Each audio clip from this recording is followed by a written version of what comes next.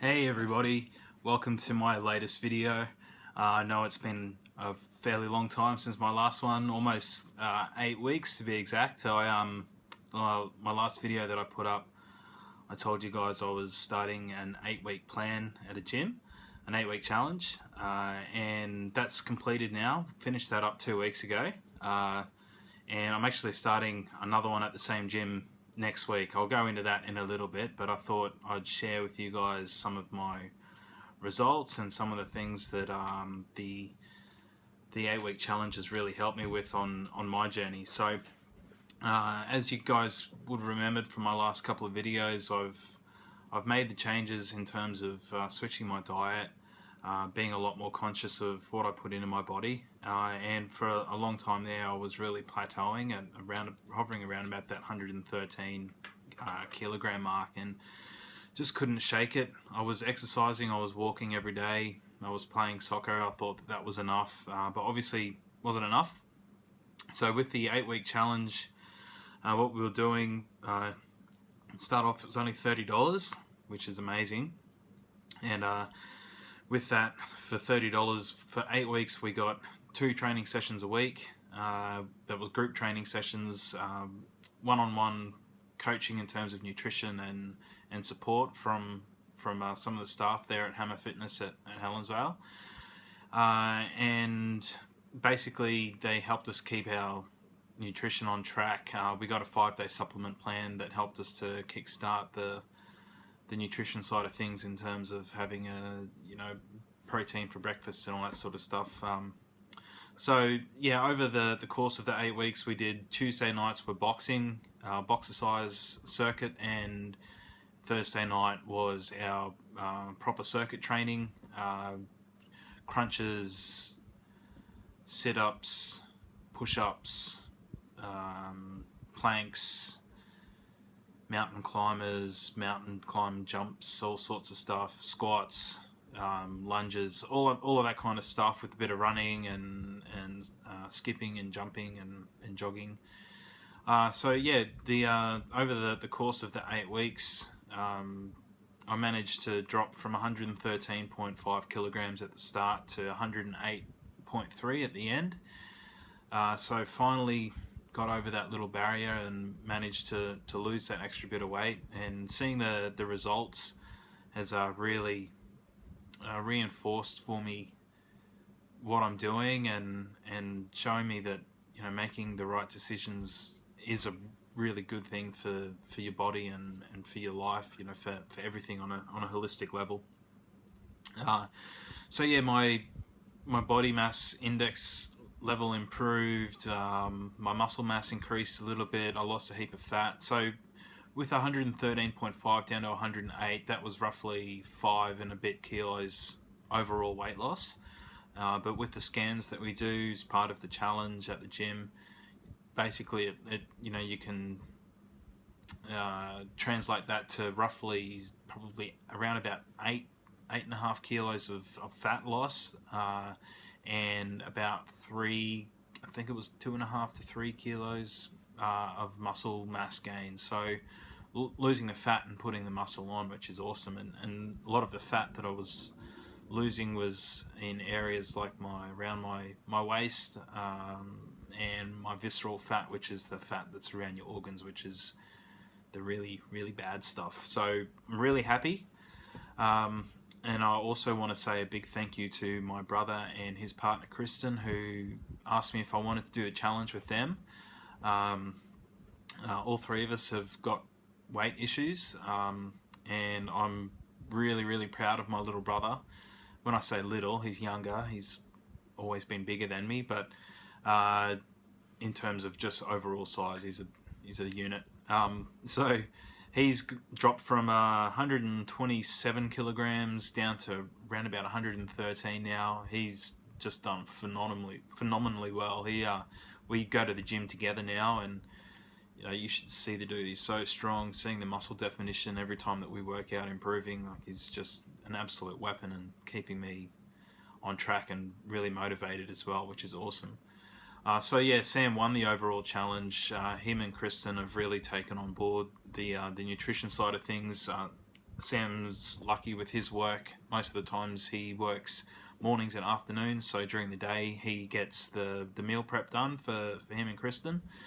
And they're really on top of it now. Like I said, all three of us are doing the next challenge, which starts next week. And Sam's hungrier. He wants to win the challenge again, and I don't want him to be so greedy. I actually want to win it this time. So I'm hoping to go from 108. I want to get down below 100 at the end of the 8-week challenge. My brother's proven that it's definitely doable.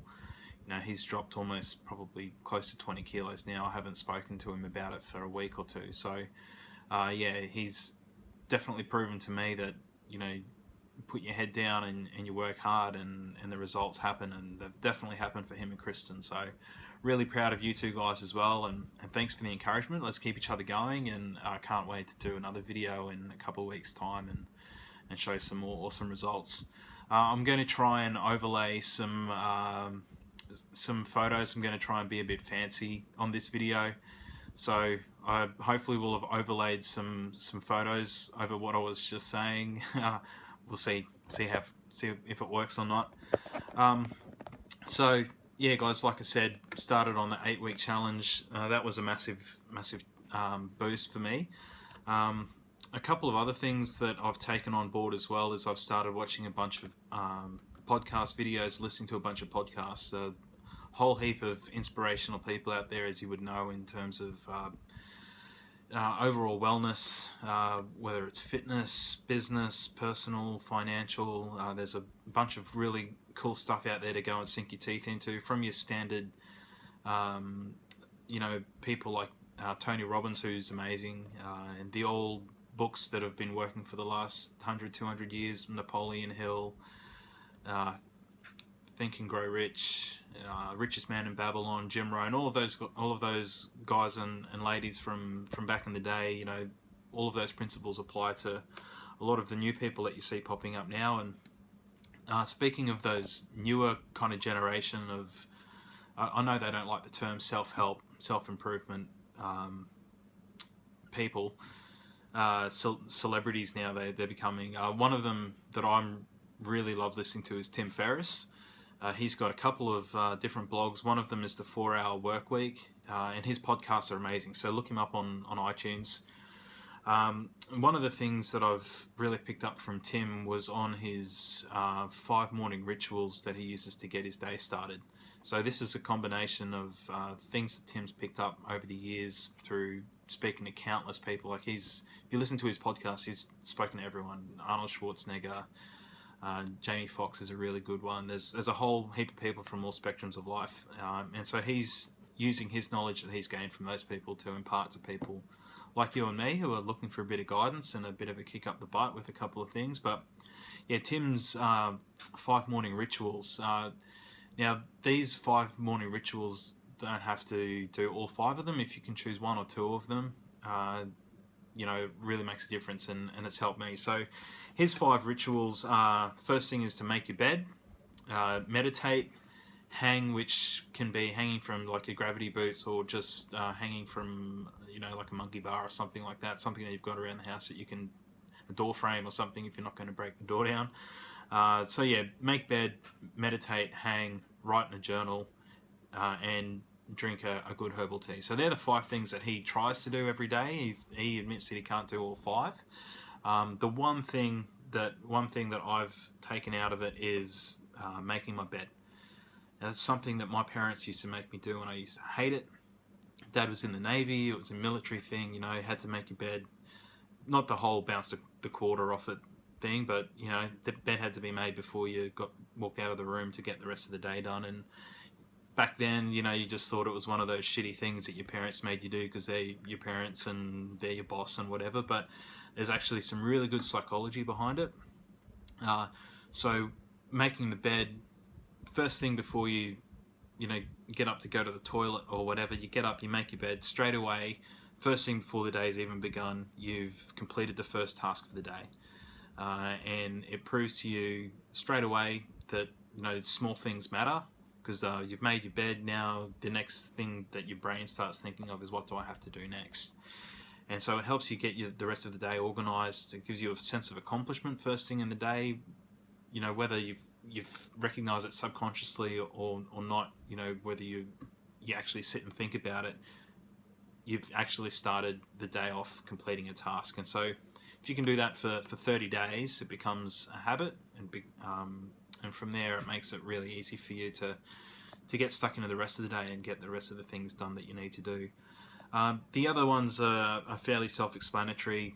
Meditate. Now, I'm one of those people who don't really delve into the whole Eastern medicine philosophy kind of thing, mainly because I haven't done much research into it, but my views on religion and things like that are pretty black and white. So, but the overall spiritual kind of thing, in terms of not so much in looking for a higher power, but finding how do you say, finding within yourself a reason to go on with the day and to keep going throughout life and become a more positive person.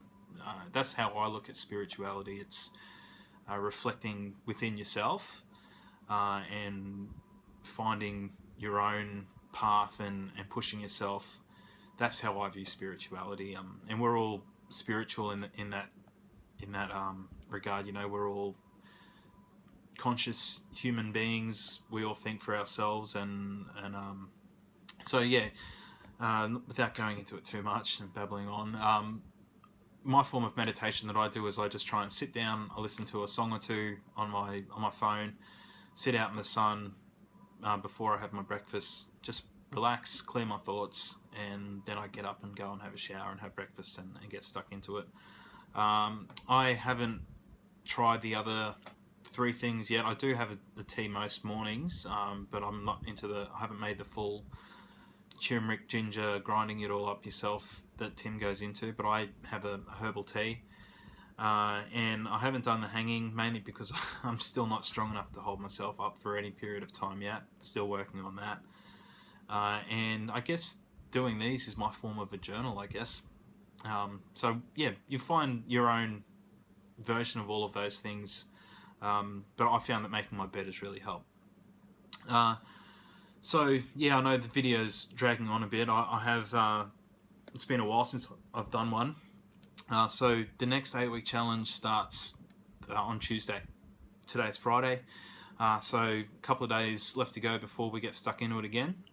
Like I said, my plan is to get below 100 kilos, get stronger, which is starting to happen already. I can't really show you too much, but definitely starting to get some muscle definition and stuff back, which is awesome. So overall, really happy, guys. I'm going to try and do another video in a couple of weeks' time. I've got a couple of other things that I want to have a chat about. I'm not going to fit into this one. Sorry it's taken so long to get the video up. Sorry it's taken so long time-wise. We're coming up on 15 minutes now. So if you have taken the time to watch it, thank you very much. And a big shout out to one of my friends, Miles. Miles got in touch with me. He's watched my videos and it's helped him. He's dropped about 20 kilos. He's walking, exercising full on every day, eating heaps better. He looks amazing. He's a great dude. And it really touched me when Miles let me know that it's made a big impact on him. Go check him out on Facebook if we're mutual friends. Miles Seckham, he's a really good dude. And his story's awesome as well. So I might try and talk about Miles a bit more in the next one. So anyway, cheers, Miles. Thanks, guys, for tuning in again. Sorry it's been so long. Cheers. See you next time.